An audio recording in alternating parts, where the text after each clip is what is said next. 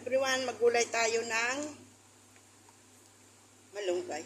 Linagyan ko siya ng yung ano ba yun, langka kong dati naka-preser. Hinalo ko na dyan. Tapos linagyan ko siya ng kalahating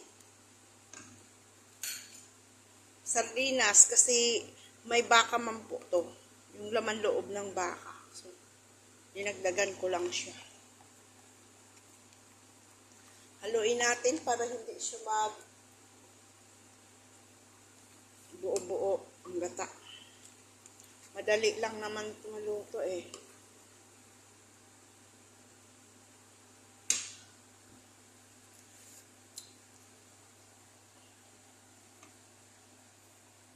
Dagdagan pa natin konting yan o, sardines. Sauce.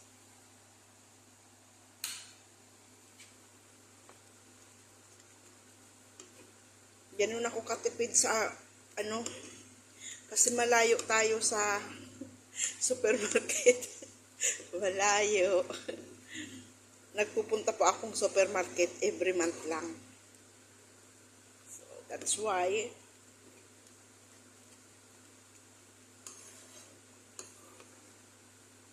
ang pagkain kasi halos karnero. Ako po hindi mo maasahan sa karnero. Kaya nagbibili akong gulay. Pag mayroon akong maanong gulay, Philippine food na gulay, nagugulay ako talaga.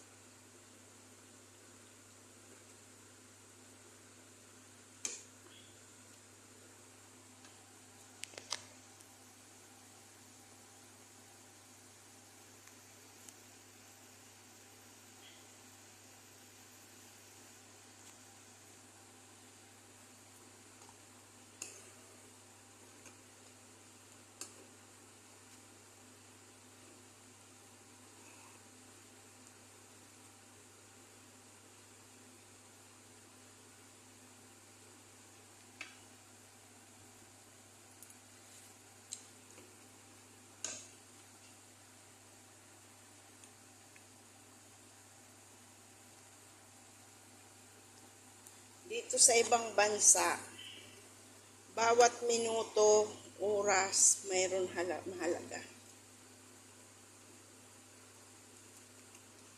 Kaya pag nagpunta ka dito, alam mo na ang trabaho mo. Bawal tamarin. Kasi kahit may sakit ka, magtatrabaho ka talaga. Kasi bayad yung araw eh. Hindi katulad sa atin, pagka may sakit ka, pwede ka magpahinga. Dito hindi eh. Depende na lang din yan sa amo. Nakadepende sa amo. Pag kaya mo lang naman, magtatrabaho ka. Ako nga kahit minsan, suka ng suka, may nararamdaman, trabaho pa din. Makasuka, makapahinga ako. Iluting ko yung ulo ko sa gabi. Hindi naman ako.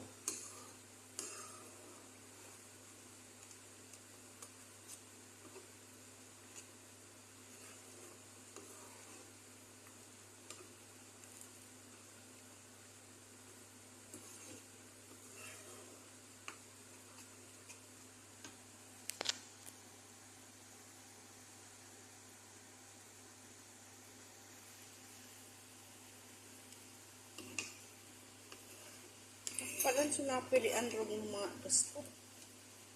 Pinag-imagine ko sino ko sa kayon uma. Sala pala.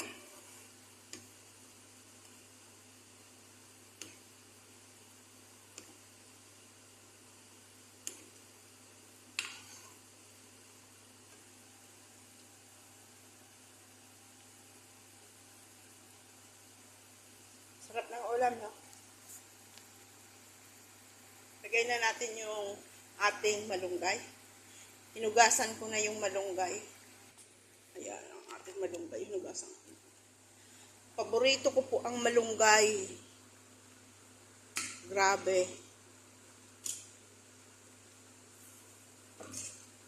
Paborito ko talaga yan. Kaya pag nakakikita ko nito sa palengke, hindi ko yan pinapalampas.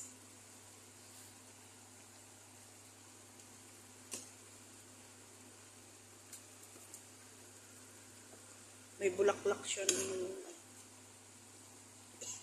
One time nga, pumunta kami ng Shali. Ang Shali po, dito dagat. May mga may mga malunggay. Ala, dumukot kami ng malunggay. Wala lang.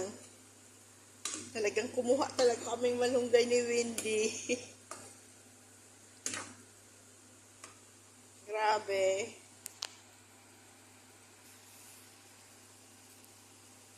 Tawa na lang ako noon. Dumukot kami ni Wendy malunggay. Sus talaga. Inuwi namin dito. Tas tanlad.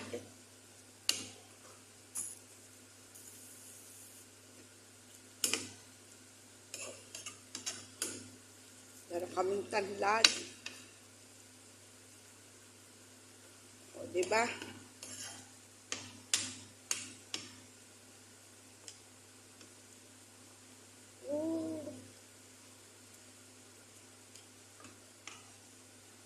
Kamahal po dito ang mahal ng malunggay dito. Bira ka pa naman makakita nito dito. Kaya sinamantala ko na po. Nakakita ko bumili akong 5 tali. Ang mahal po. Ang mahal mga nasa 200 pesos. Ang laman ng isang tali, 8 piraso. Saan ka pa dyan? 8 pirasong tangkay.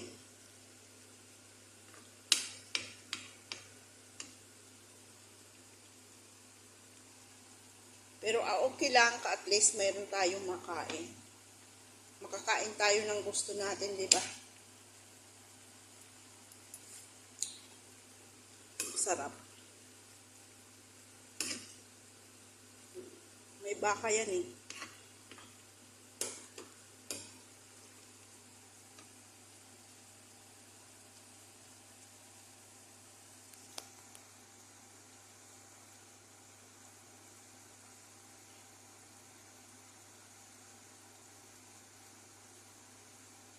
Ano mo to, luto na.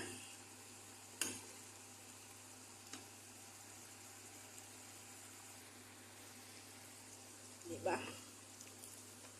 Sarap nito. Gusto ko nito may kaunting sabaw-sabaw. Kasi masarap siya sa kanin. Kaya ang gusto ko sa gulay may kaunting sabaw-sabaw. Kaunti pa. Okay na yan.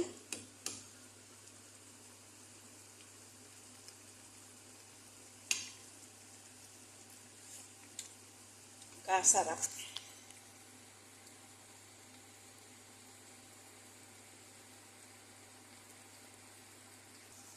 Lagyan natin ang sili. Para may konting sipa. Durugin natin yung isa. Ayaw ko po yung masyadong maanghang. Gusto ko yung kagatlam gamba.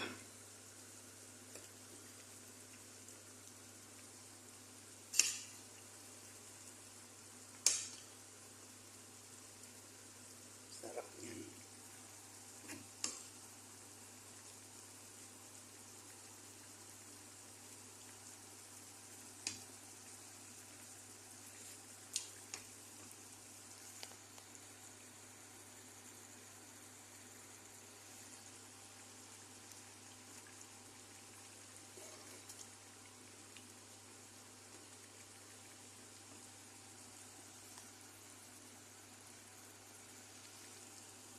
So, ready done.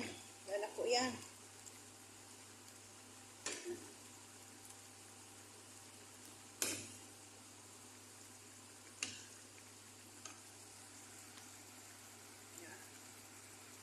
Titikman natin yan sa kaunting kanin na may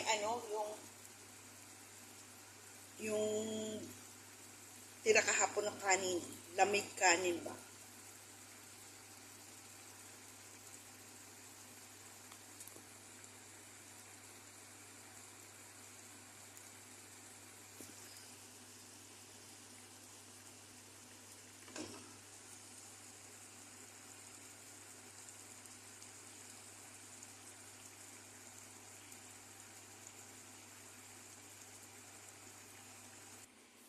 Ayan yung kaunting kanin natin.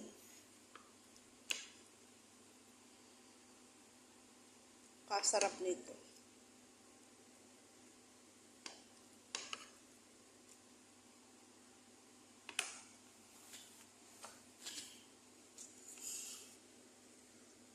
Mainit pa. Namiss ko talaga yung langka.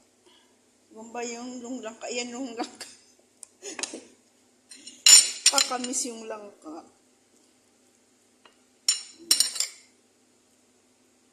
Tignan natin. Hindi gaano na yung gata, pero at least mayroon akong gulay.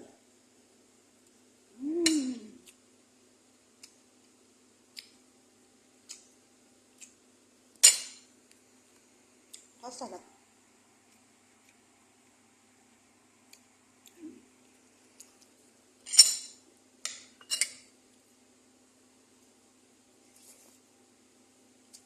Yun yung baka, oh.